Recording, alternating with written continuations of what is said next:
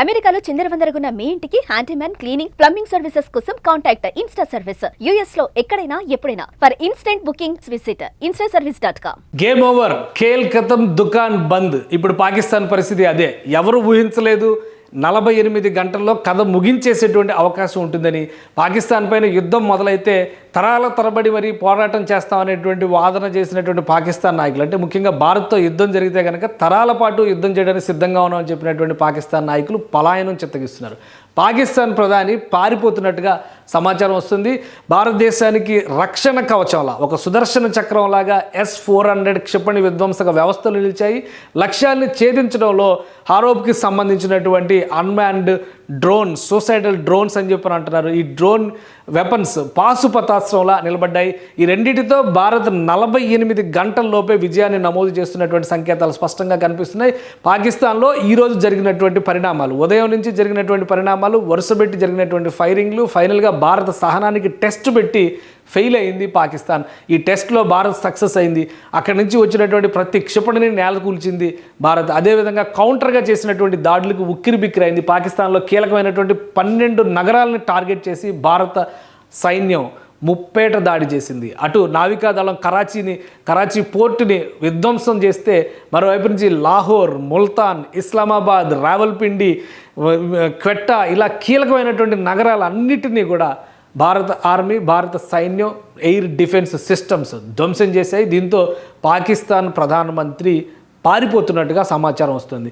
అలానే ఈ అటాక్ జరిగినటువంటి ఆపరేషన్ సింధూర్ అటాక్ జరిగినటువంటి సందర్భంలో పాకిస్తాన్ ప్రధానమంత్రి షాబాజ్ షరీఫ్ ఒక స్టేట్మెంట్ ఇచ్చారు. భారతదేశం ఆనందిస్తున్నటువంటి ఈ తాత్కాలిక ఆనందాన్ని శాశ్వత దుఃఖంగా మారుస్తాం అనేటువంటి ఒక పెద్ద వార్నింగ్ ఇచ్చారు. రైమింగ్ కానీ, పదాలు ఇచ్చినటువంటి ఆడంబరం కానీ అద్భుతంగా ఉంది. కానీ అసలు విషయానికి వచ్చేసరికి పలాయనం చిత్తగించేటువంటి పరిస్థితిలో ఇక్కడ ఉన్నాడు ప్రధానమంత్రి షాబాజ్.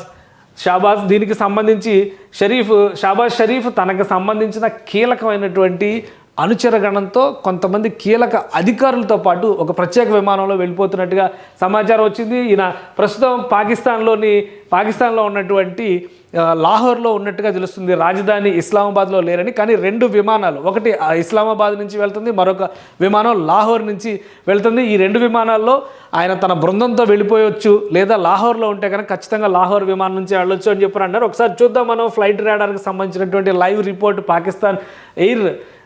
పాకిస్తాన్ గగనతలం స్థితిగతులు ఏంటి అనే దాన్ని ఒకసారి విశ్లేషిద్దాం.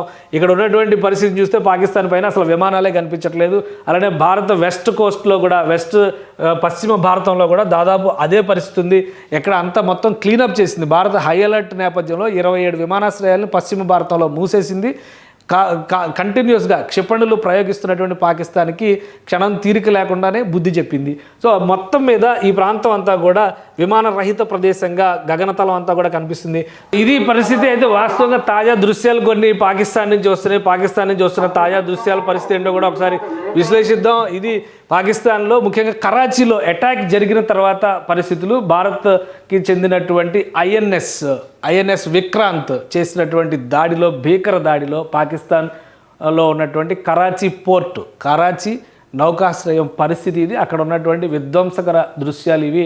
దాదాపుగా పాకిస్తాన్గా హాల్ దేకో అంటూ ఇవన్నీ కూడా సోషల్ మీడియాలో వస్తున్నాయి ఇప్పుడు. సో ఇది పాకిస్తాన్ పరిస్థితి. అందుకని చెప్పనే షాబాజ్ షరీఫ్ కూడా తన బృందాన్ని తీసుకుని పారిపోతున్నారు. సో ఈ విమానాల్లో ఆయన ఎక్కడో దగ్గర ఉండొచ్చు ఈ విమానాల్లో అనేటువంటి సమాచారం వస్తుంది.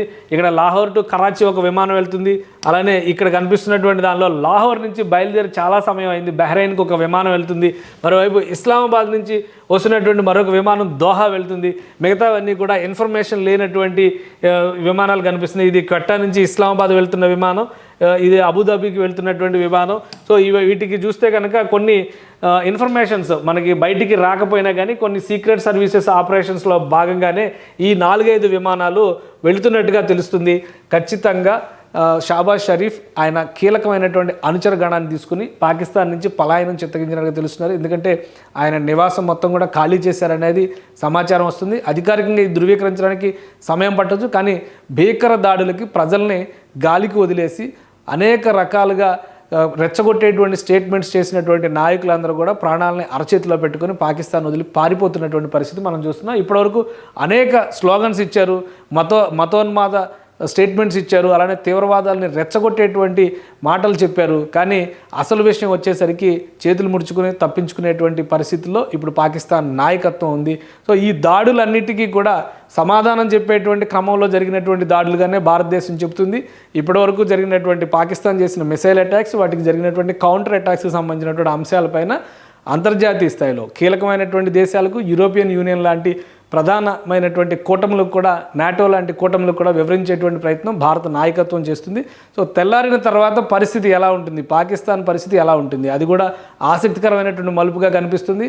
పాకిస్తాన్ ఇకనైనా బుద్ధి తెచ్చుకొని ఉగ్రవాదం మోకలని తన భూభాగం నుంచి కనుక తరిమివేస్తే పరిస్థితులు చర్చలు జరపడం ద్వారా అన్ని అంశాలని కూడా పరిష్కరించుకోవడానికి అవకాశం ఉంటుంది. లేదంటే కనుక మరోసారి ఇంకా భారతదేశానికి సంబంధించినటువంటి విశ్వరూపం చూడాల్సినటువంటి పరిస్థితి కనిపిస్తుందని అనుకుంటున్నారు. ఇంకోవైపు నుంచి చూస్తే కనుక పాకిస్తాన్లో సైన్యం పరిస్థితి ఇప్పుడు అగమ్య గోచరంగా ఉంది. నాయకత్వం దిశ దశ లేనటువంటి పరిస్థితిలో సైన్యం ఏ విధంగా వ్యవహరిస్తుంది, మరొకసారి పాకిస్తాన్లో సైనిక తిరుగుబాటు దిశగా పాకిస్తాన్ వెళుతుందా అనేటువంటి సందేహం కూడా కలుగుతుంది. పాకిస్తాన్ రాజకీయాల్లో సైనిక తిరుగుబాటులో సహజం కాబట్టి రాజకీయ నాయకత్వం ఫెయిల్ అయినటువంటి సందర్భంలో సైనిక తిరుగుబాటు తప్పదా అనేటువంటి సంకేతాలు కూడా కనిపిస్తున్నాయి.